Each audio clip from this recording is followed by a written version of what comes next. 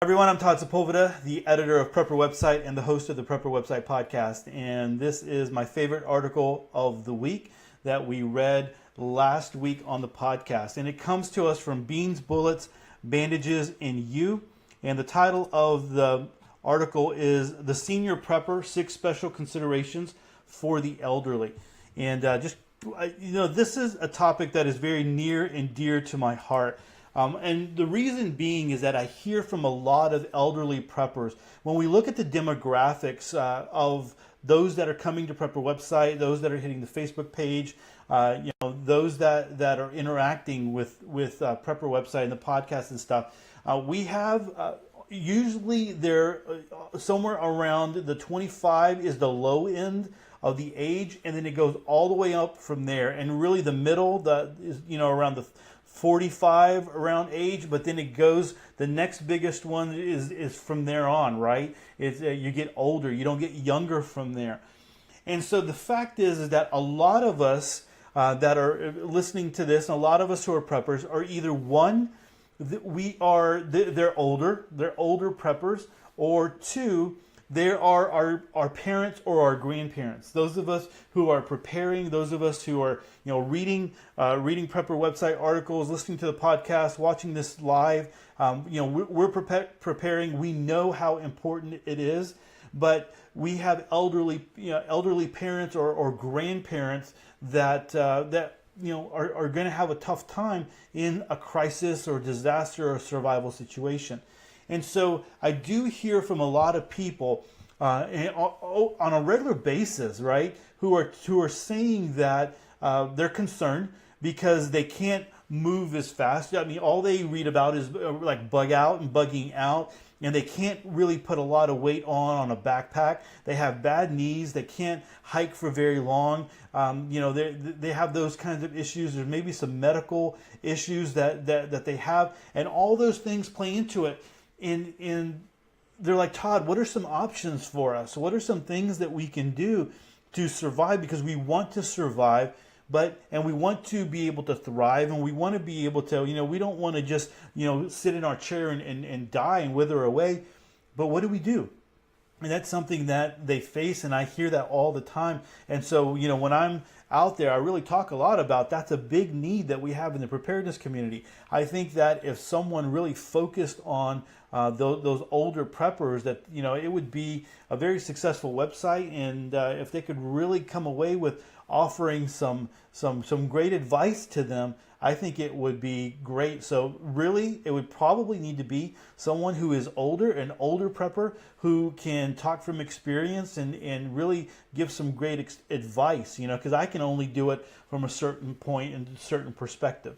But again, we have, it's either, you are watching this, you're listening to this, you are an older prepper and you are concerned because, there are some issues with the survival and this aspect of it, or you are you are someone who has parents or grandparents who are elderly, and you're going to have to help them out, or you're concerned about that because when it comes to survival and preparedness and all that kind of stuff, there's a lot of bugging out, there's a lot of moving, there's a lot of hiding and all those kinds of things, and you're wondering how can you help someone who your parents or your grandparents who are older. So let me say just this really quick.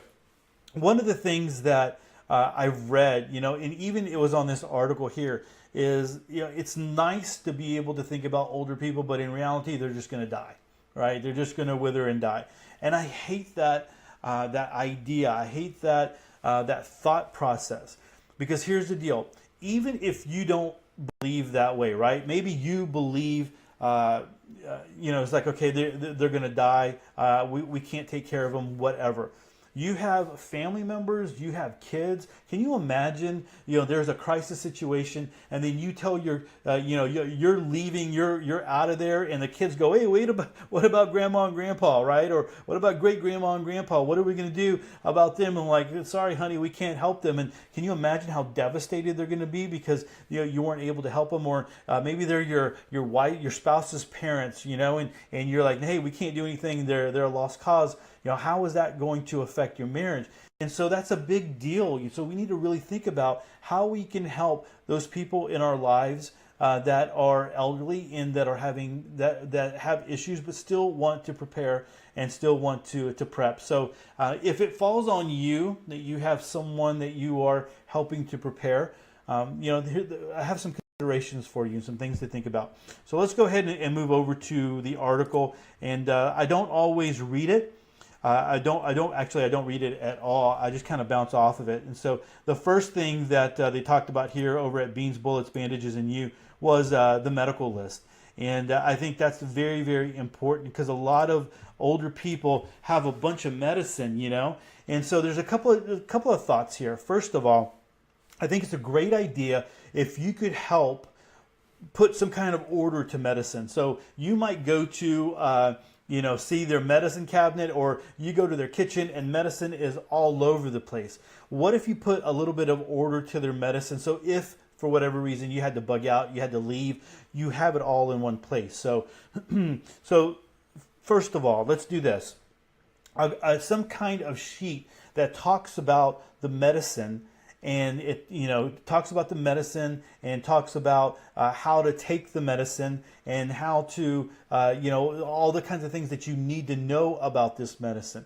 And so one of the things that I would recommend is you take the medicines that are there and go up to the pharmacy and say, hey, Mr. Pharmacist, right? I'm trying to help my dad. I'm trying to, maybe you're saying I'm trying to help them with their medication. Someone's going to come into the house to help them, and I'm trying to provide information to them. So can we sit down really quick and go over these medications? And so you're able to ask them, this medication specifically, what does it do? And you're able to write that down. And you can ask specific questions like, does this type of medicine need to be tapered off? So if you were really in a crisis situation and your grandparent, the elderly person that's with you is not going to be able to get that medicine anymore, one of the things that you might need to be thinking about is being proactive and tapering them off.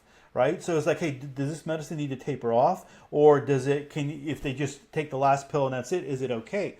And so that's one question that I would ask. Another thing, sometimes our elderly parents, and it happens even to us, that we'll go to a doctor and then we go to another doctor and they prescribe medicine and maybe we forget that we're on those medicines. And sometimes elderly people forget what medicines they're on, and they forget to share that with the doctor, and the doctor gives two conflicting medicines, and they're working against each other, right? Or they're causing problems. They shouldn't interact together. You shouldn't be taking them together. And going to the pharmacist they'll be able to look at all that and say, no, you shouldn't be taking these two together, or whatever, And so you're able to go from there. Another thing, after you create this list, you might want to create a couple of versions of this and put them in different places. But, I kind of imagine one of those totes, a small tote, where you can put all the medicines in.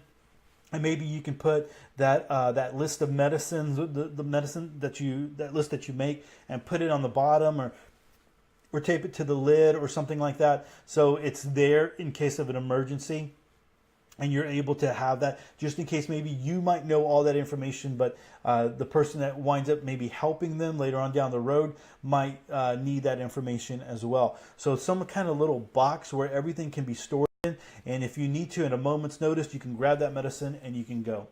The other thing is that, are there medications that you can build up, that you can, get more of. Maybe they go to a doctor that will prescribe more, and that's something that you really need to think about. But the other thing of this, in Beans, Bullets, Bandages, and You had an article on this as well, is that if we are in a survival situation and we are losing weight and our diets are different and things like that, just maybe, they might not need as much of that medication. So you need to be thinking about that as well. That might be a question that needs to be asked to the doctor or the pharmacist, is like, hey, so if my elderly parent or my grandparent, if they start losing weight, should we back off of this medicine, or should we, is that something to consider there? And so that's something that you should do, right?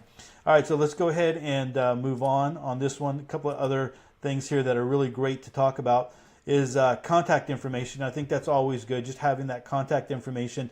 But in this one, they're specifically talking about like power of attorney, and it's always good to be able to share that information with, or the elderly parents, whatever, would have that already put in place. So there's no real, you don't have to make some hard decisions. Those decisions are already made. Maybe you know their wishes and things like that. That's not necessarily, I guess, important if everything goes, the hammer falls and the balloon goes up and all that crisis and everything.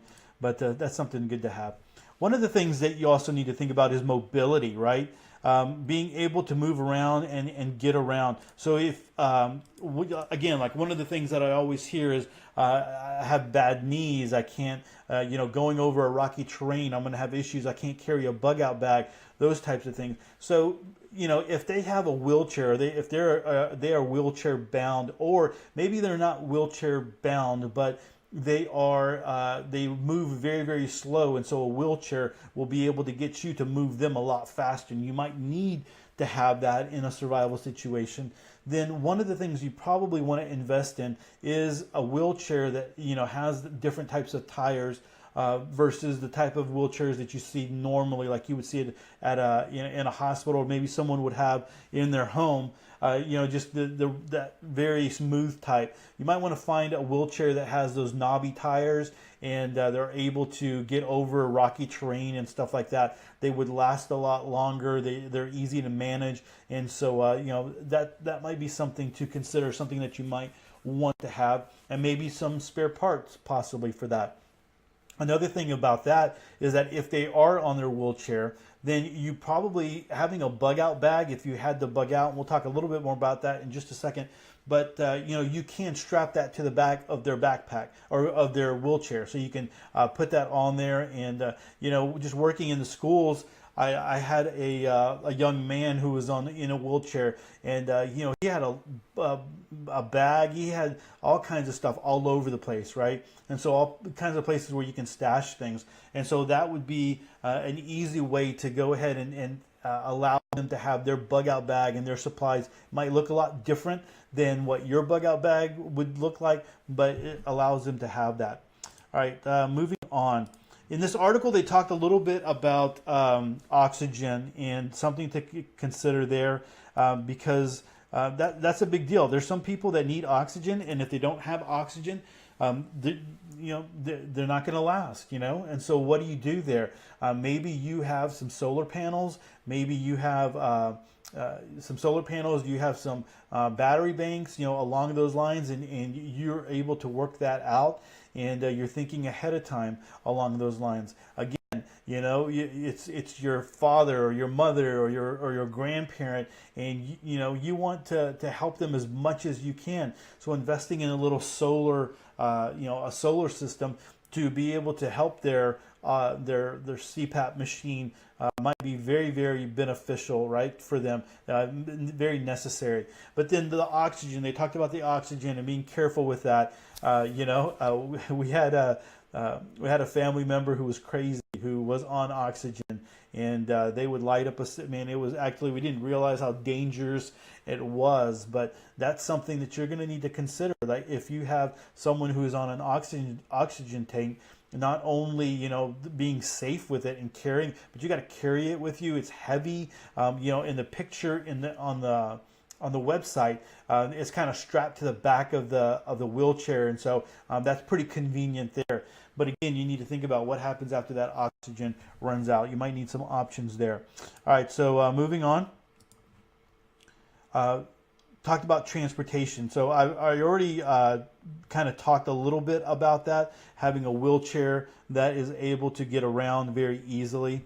One of the things that was talked about, and so this is, the article was focused on not necessarily if the poop hits the fan or whatever, right? Not an SHTF situation, but let's just say a crisis. And for instance, like what happened here in Houston with Hurricane Harvey, I have an elderly neighbor who kind of panicked when the water was coming. I mean, there was good reason to panic. It was higher than anyone had ever seen it before. And a boat was able, and I didn't get pictures, I should have. A boat came right up to her front door. And so she went to a church. They took her out of the neighborhood, and they got into some Army vehicles, National Guard vehicles, and were able to navigate the high waters and got her to a church. Now, at that church, they didn't have cots set up. They didn't have any of those kinds of things set up. All they had were the pews, right? And so she spent the night in a pew. So one of the things to consider is, like, if you have to leave for the bug out, if you have to leave, if you need to get out for whatever reason, there's some things that elderly people are a little bit more sensitive to than people that are middle age and healthy and all that kind of stuff, is germs and stuff. And when you go into a shelter area like that where there's a lot of people, they're coming in from all over the place. They're tracking in water and dirt and grime and all this. One of the things about that should be in their bug out bag might be some things that help them to be clean, right? And so some things to think about. Maybe you have some big 55-gallon contractor size bags and that you're able to roll out, and so that they can lay down on. So if they're not laying down on just anything, right, and getting dirt and grime and all those kinds of things. Maybe one of the things that you have in there for them in their bug out bag is hand sanitizer, so they're able to wash their hands and not touch their face. Maybe one of the things would be a mask, right, a surgical mask that would help a little bit, maybe even more. So the thing is that an elderly person is more susceptible to all kinds of viruses and bacteria and stuff, and you just want to keep them a little bit more safe. Again, remember this. It's very easy for us to say, "Oh man, they're just older. They're going to eventually die." That's not what your spouse wants to hear. That's not what your kids want to hear. That you're going to be dealing with this, right? It'd be very, very hard to be able to look at your parent or grandparent and say, "Hey, I'm sorry, you're dead weight. You're going to die." So think about these things now before they get to be a problem later on down the road, and you're not able to implement your plan because now you're trying to figure out what you're doing. Include them in your plan if this is something that is in it's in your family, something that you're going to have to do. All right, the last thing that the article talks about is just temperature control, and this is a very big deal. When we had Hurricane Ike in Houston, people died on the side of the road because it was hot. There was the traffic piled up. It was crazy. I mean, we have decent freeways, although right now the freeway by my house is all torn up. But anyway, so big freeways to get out. But all it takes is one person making a stupid move, and the whole city was going to be backed up on the freeway, right? And so that's what wound up happening. People, they ran out of gas, they didn't have water, and then people died because it was hot and there was nowhere else to go. And these were disabled people, elderly people, and that should never, ever happen. So one of the things is you want to think about temperature control. Elderly people, they're probably a little bit more used to air condition, right, than their grandparents and their parents. And so even if they're trying to save money and they're not really cranking the AC like a lot of people do, they still live in a climate-controlled house, even if they're keeping it up a little warmer than you would like it to be when you go visit. But when the poop hits the fan, when we're talking about like in the Houston area, if you're in summertime, easily 100-degree weather, 102-degree weather, and then the humidity adds to it, and so people die. And so you got to be very careful about that. And so what are you going to do to help them? So one of the things is you can have fans, and they make USB-driven fans. where so people that work at a desk, you can hook it up to your computer and you feel that breeze, but you can easily hook it up to a battery charger as well. And there's these battery banks. Battery banks have a lot of milliamps inside of them, and you can run this sucker for a long time. And so if you're able to run a little fan off of a battery charger, it's very portable. You can take it with you wherever you go.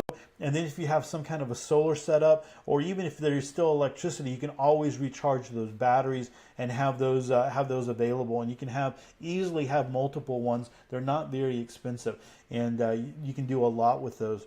On the flip side of that, you can also have, the website showed a fan with batteries. You can always do that. And then you got to think about the heat, the cold. What are you going to be able to do for them when it gets really cold and they need they're having trouble staying warm? So you might need some extra blankets. You might need some thermals that are really warm, and so that might be a purchase that you go to a sporting goods store, or you go online and you're able to buy some of those and really help them out. And to keep them warm when they're cold. And so anyway, this is a great article. Go check it out. Like I said, this is one of those things that is on my heart. One of the things that I hear from people all the time talking about the elderly, and they want to survive and thrive. And here's the thing: if you have somebody in your family that you're gonna be responsible for, you're gonna wind up being responsible for, and you have a spouse and you have kids who are going to hey, what about grandma and grandpa? What about great grandma and grandpa? Then start thinking about it now. Start thinking about what you need to do now to help prepare them. They might not even care about preparing, but you can be proactive and have things in place for them, right? You should be thinking about that. You don't want to be caught off guard. The last thing I want to say is that if you are elderly and you are watching this, right, or you're listening to it, one of the things that you can always do is provide skills. And you have skills that you have from wisdom, from living your life. But the other thing is you can continue your skills, your skill building, your knowledge. And so you might not be as mobile, you might not be able to get around and do some heavy lifting, but you are able to share a lot of knowledge and wisdom, and which would be very, very valuable in a situation like this. And so that's one thing that you can do, and we always hear about that. All right, guys, that's it for my favorite article of the week. I appreciate you so much for being a part